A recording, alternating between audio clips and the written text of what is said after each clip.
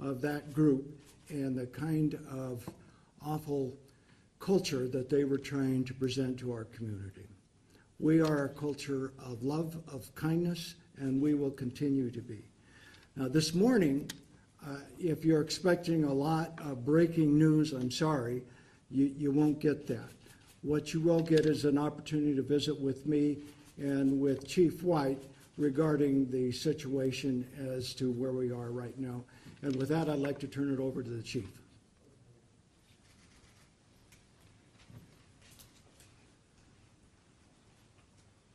Thank you, Mr. Mayor.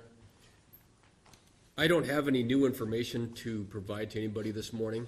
We've been receiving a number of comments, though, and questions that maybe I can address before we start getting questions individually. One of the questions I get is what additional information we can release about the events on Saturday. I would tell you that the investigation process is ongoing. We obviously still have a lot of work to do in terms of writing reports and linking individual body camera videos with individuals who were arrested in the property that was associated with those individuals. And so that process is ongoing and likely will not be completed for some time. The other questions I've been getting, really not from from our law enforcement partners, but from the press, is how has the community been handling this? I will tell you that I had one of our captains assigned to listening to all the phone calls this morning, and of the 149 calls that we know of so far that have come in, they're about 50-50 split between individuals in our community who are happy to give us their name and tell us that they're proud of the work that we did and they're happy to be a part of this community, and the other 50% who are completely anonymous and who want nothing more than to scream and yell at us and use some really choice words, offer death threats against myself and other members of the police department merely for doing our jobs. Those people obviously remain anonymous and don't tell us where they're from, although we had a call as far away as Norway. I think it's my impression so far that the majority of the supportive things that we're receiving are coming from members of our community, which, as Mayor Hammond just spoke about, is a fantastic place. And then we obviously have the hate groups from outside that are giving us their opinion as well. With that, like I said, I don't have any new information to present, but I will stand for questions. Before you do ask questions, if I can interrupt for just a moment, I failed to recognize Chief White and his staff for the excellent preparation that they did prior to this gathering on Saturday. They did the research, they paid heed to any concerns that were brought forth to them, and they were well prepared, even though it was a citizen that caught these folks that were climbing into the truck. The chief made sure that there was sufficient personnel to deal with this kind of issue, and as the mayor and as a member of this community, I'm very appreciative of you and your staff. Thank you very much for all that preparation and for taking care of us in this community. Now you can go after Yes, it. sir.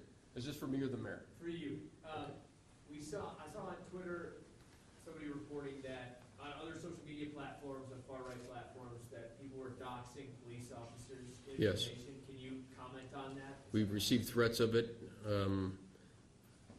I'm sure it's ongoing. There's not a lot that I can say about it at this point. I have another question. Sure. As far as weapons go that were found on the scene, we heard riot gear and one smoke grenade, but no firearms whatsoever. Is there anything there that you can tell us? I can't provide further comment on that. I gave everything I had yesterday. I'm sorry. So when will they be in court? Because my understanding is that they've all bonded out, right? That's my understanding as well. That's a separate agency that handles that. We basically booked them into the Kootenai County Sheriff's Department or Sheriff's Office, jail, and then from there the process is handled separate from our agency. They will be given dates to appear in court, and our city prosecutor will be able to answer questions regarding that. So will they show up in person, do you know, or video? I can't answer that, ma'am. That's going to go to the city prosecutor. Yes, sir? Was the police department familiar with this particular group before Saturday, and to what extent, if so? You know, we hadn't had any issues with that group here previously. There were a number of us that were aware of this group because of you'd seen a video online, or, it would be mentioned in relation to another subset of a hate group in this area or something of that nature. But I had never seen that type of activity in this area in my 8 years working for this police department. Yes, ma'am. Can we get the 911 calls that were made, or calls that were made to you guys off? Sure. The reports and the body camera video and everything else will be made available as soon as we can. Obviously, there's a process that we have to go through first, and once the prosecutor is set for that to happen, then all that will be released. Is it possible to at least get in touch with the person that made the call so we can maybe talk to that person? No. Two things there. Number one, since myself and other members of our agency have been receiving threats, including death threats, I think it's appropriate that we withhold that person's information at this time. So speaking with our legal counsel, that information is, to the extent we can, under Idaho law, redacting that individual's information. Yes, sir. At what point leading up to the event this weekend was any intelligence in the police department that you had regarding the Patriot Front? And at what point did the feds contact you and partner up in that regard? So we didn't have any information about Patriot Front coming prior to the individual caller who called us on Saturday. We had information that there were, anytime you have an event like this, there's opposing groups who decide to make some threats. We were taking each of those threats, not only on its face, but also we take them seriously, even though some of them appeared to be just anonymous internet stuff. So we staffed the event appropriately. We had some information that there might be some individuals who are loosely affiliated with some of the groups who were planning to protest the Pride event that day, and so we were adequately staffed for it. But we didn't have any intelligence that there was going to be a riotous group coming to this event prior to the 911 call we received. Just I'm sorry. Just a follow-up question on that, sir. Are you with the media, sir? I'm not. I'm a citizen. Okay, I'm going to ask the media questions here first. Question, sir. Online, there was an officer of yours that was filmed stating that there was information and embedded feds or informants within that group. Is there any veracity to that? It was an officer of yours that made that statement on the scene. No, I think you're completely mistaken. So let me be very, very clear. Let me be very clear here. These were not law enforcement officers that we arrested. These were members of the hate group Patriot Front. These were not Antifa in disguise, nor were they FBI members in disguise. That wasn't my question, sir. My question was regarding the video that's showing online of one of your officers making the statement, contrary to what you're saying, that you were aware that there was embeds and so on and so forth. I'm not making an assertion one way or the other. I'm just simply suggesting that when you come to a press conference and you're making a statement one way, and this video isn't something that was been ginned up in some conspiracy manner, it's actually someone who videoed an officer of yours on the scene. Okay, so two things. Number one, I have not seen the video and the comments that you're speaking about, because I have not heard that comment made in any of the videos that I've watched regarding that incident. I was on scene at the stop the entire time. My body cam video will be available once it's appropriate, once everything's being released. You're not going to hear that comment coming from me or any of my command staff, so I'm not sure where that comment came from. Well, and secondly, hang on, since this is a press conference, I'm going to ask you to be quiet, and I'm going to answer questions from the press at this point. Yes, ma'am. So as a misdemeanor, conspiracy to riot, what are the possible penalties for that? And is your department working on other charges other than conspiracy to riot? The charges should be the penalties should be outlined in Idaho code. I don't know what those are off the top of my head without going back and referring to the code and reading them, but we can certainly give that question to our city prosecutor's office for him to answer for you. And other charges? The investigation, like I said, we still have so much paperwork to go through, and we just got done executing a number of search warrants on the U-Haul and then some other vehicles that were seized, and so that we still have a bunch of work to do. I can't comment further on the investigation process at this point. Yes, ma'am. Do you have any comment on why the bond was so low, $300? There's a bond schedule that's established by the courts. We don't get to choose that. So that would be a question for the courts. Yes, ma'am. Was there any correlation between the group that you guys, found in the van versus some of the people that were out at the event with weapons? I can't speak to that. I don't have any information one way or the other. Yes, ma'am? Just to clarify, did you mention that other vehicles were seized in addition to the U-Haul? There were. Yes, ma'am. Can you tell us how many? No, ma'am. Can you identify which press you're with when you ask your question, please? Yes, sir. Alex Peebles, KHQ, in Spokane. Is the FBI involved in the investigation in any way at this point? The FBI, we had an FBI member in our command post that day, just because we think it's important to bring all our agency partners. We had just the one person from the FBI. We had some members from the Coeur d'Alene Fire Department, of course. We had some liaison work that was going back between us and the Parks Department and the Streets Department for issues that might arise. They weren't in the command post all day, but we were certainly in contact with them. We had members from the Kootenai County Sheriff's Department and the Idaho State Police all in the command post. Yes, ma'am. Can you talk about any lessons that came from this arrest? Any lessons that you learned? I would tell you that the biggest lesson I think that we have for not only members of our community, but law enforcement in general and our public as a whole, is that one concerned citizen can prevent something horrible from happening.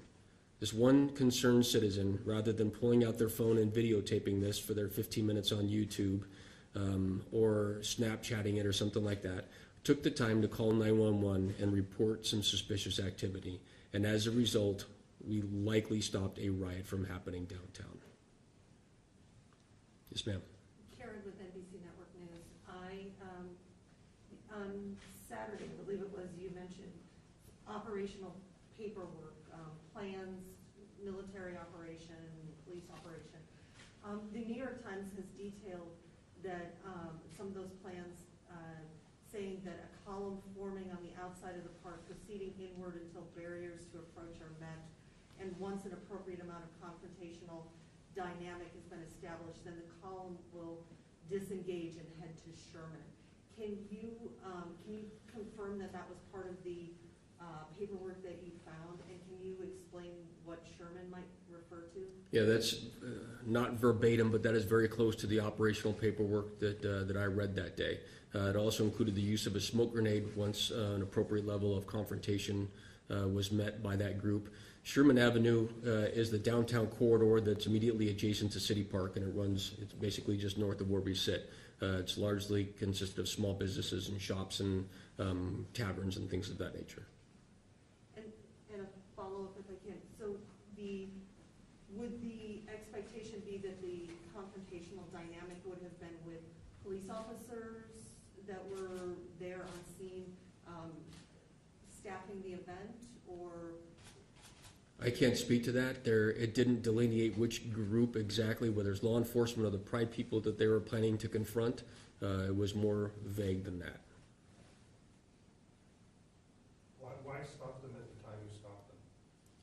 The information that we had would lead any reasonable officer to assume that there might be criminal activity afoot, based not only on the 911 call, but the information contained within the call about the weapons that they were seen loading and the riot gear and things of that nature.